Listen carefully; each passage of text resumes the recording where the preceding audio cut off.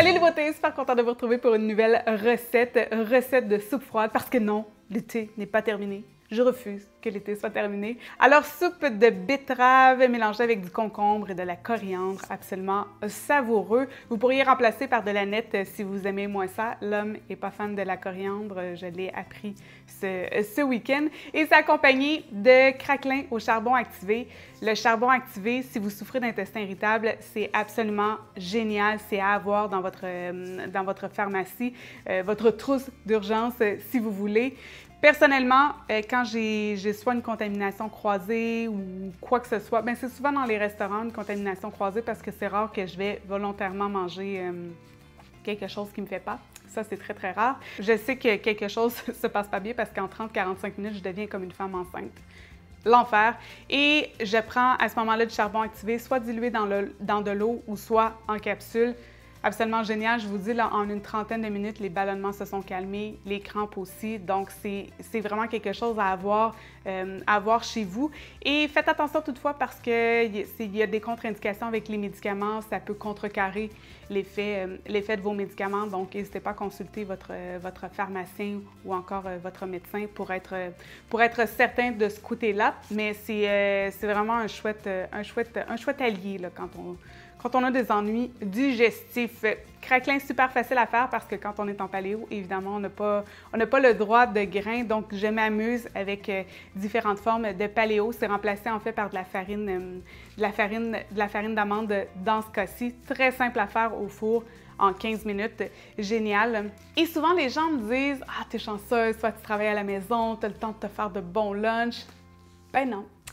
Surprise, je travaille à la maison et même souvent, quand on est à la maison, que la maison c'est son environnement de travail, ben je suis en train de travailler en dînant devant mon ordi. Donc, j'ai toujours des lunchs de prêt. Alors, le dimanche, comme là, j'avais fait une grosse portion de soupe froide. C'était dans mon frigo. Alors, j'ai ressorti ça cette semaine. C'est vraiment génial en période de rush. Puis souvent aussi, quand on est stressé, on n'a pas un énorme appétit. Alors, vraiment génial, une petite soupe comme ça. Donc ça, c'est vraiment la clé parce que les gens me disent « Ah, t'es bonne, t'es disciplinée. » C'est la meal prep, gang. Si vous voulez bien manger, il faut que tout soit bien fait. Et aussi, je vous ferai une capsule là-dessus si ça vous intéresse, vous me le direz en commentaire.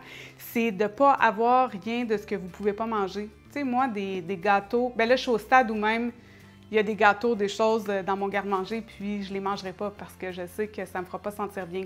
Mais si vous êtes sensible à ça, alors je vous dis, ayez pas ça chez vous. S'il faut que vous vous fassiez du dessert, croyez-moi, vous allez probablement dire comme « Oh mon Dieu, me faire une batch de biscuits. Non, j'ai pas le temps. » Alors, je vous ferai une vidéo comme ça sur mes petits trucs, comment j'ai réussi à bien garder le cap. Alors, ben de ce pas, on y va avec la recette. Let's go!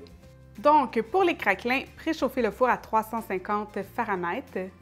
Mélangez une tasse de farine d'amande, 2 cuillères à table de charbon activé, une demi-cuillère à thé de poudre à pâte, 3 cuillères à table de graines de sésame noir, une demi-cuillère à thé d'herbes salées ou de sel aux herbes et 2 cuillères à table d'huile de coco. Déposez la pâte entre 2 feuilles de papier parchemin et passez le rouleau pour une pâte d'environ 3 mm d'épaisseur. Placez au four 15 minutes. Vous pouvez ensuite les casser à la main ou les couper, ça donne environ 20 craquelins. Pour la soupe de betterave, passez au mixeur 2 tasses de betterave cuite, 1/4 de tasse d'échalotes rouges, 1 cuillère à thé de fleur d'ail, 1/4 de tasse de coriandre, 1 concombre des champs, 2 cuillères à table de vinaigre de cidre, 1 demi-cuillère à thé de sel himalayen et du poivre au goût.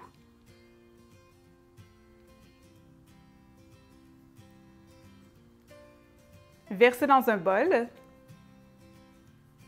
Vous pouvez ajouter un peu de crème de coco. Garnissez de concombre et de betterave en petits dés. Et voilà, c'est ce qui complète cette savoureuse recette. J'ai hâte que vous testiez et que vous m'en donniez des nouvelles. Également, n'oubliez pas de me suivre du côté d'Instagram, @mfpellerin. Je suis super active là-dessus. Et très bientôt, je vais commencer à glisser des routines de yoga. Je réalise que j'ai fait le virage, mais On dirait que je ne m'assumais pas encore en tant que future professeure de yoga, puis j'attendais d'être parfaite finalement. Ça, c'est la perfectionniste en moi. Et je me disais, ben là, c'est pas ça, si j'attends d'être parfaite, puis même je le dis souvent, cordonnier mal chaussé, si vous attendez d'être parfait, vous ne partirez jamais rien. Alors, je me suis dit, ben écoute, je vais commencer où est-ce que je suis, puis peut-être que ça va en décomplexer aussi certains, parce qu'il y en a qui disent, ah, le yoga, c'est tellement compliqué, il faut que tu sois souple, il faut que tu sois bon. J'ai fait des années d'entraînement en salle, fait que je vais vous avouer que ma souplesse, elle était plus trop au rendez-vous. Et là, je la retrouve peu à peu avec le yoga, fait que j'ai envie de vous montrer que, ben oui, le yoga, ça se peut que tu ne sois pas capable de faire la split. Ça se peut que tu aies de la difficulté à pencher à l'avant tellement que tes hanches ne sont pas ouvertes. Donc, plein de choses comme ça, fait que je pense qu'aussi en partageant, ben, c'est un bel exercice de vulnérabilité pour moi et d'humilité, parce que c'est pas vrai que tous les professeurs de yoga sont super souples. Moi, c'est sûr que c'est mon but, mais c'est pas vrai que tout le monde fait le grand écart et peut faire toutes les postures. On a tous des conditions physiques, selon la formation de nos os aussi, qui font qu'on ne peut pas faire nécessairement toutes les postures. Et c'est très important de respecter son corps. C'est ça qui ressort du yoga, c'est de ne pas pousser son corps, c'est de respecter où est-ce qu'il va. Et je vous dis, votre corps va vous remercier parce que vous êtes juste en relation avec lui, une relation de respect plutôt que de le pousser puis go, go, go. Alors ça va être mon but du côté d'Instagram. Donc, n'hésitez pas à me suivre @mfpellerin. Suivez-moi également du côté de Pinterest @mfpellerin aussi, plein d'inspiration, bouffe, mode, déco, yoga, etc.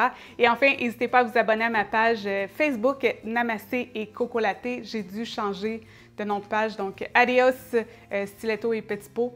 Bonjour, namasté et coco latte. Donc, tous les liens sont dans la barre d'infos. Alors, on se retrouve très bientôt pour une autre vidéo. Bye bye!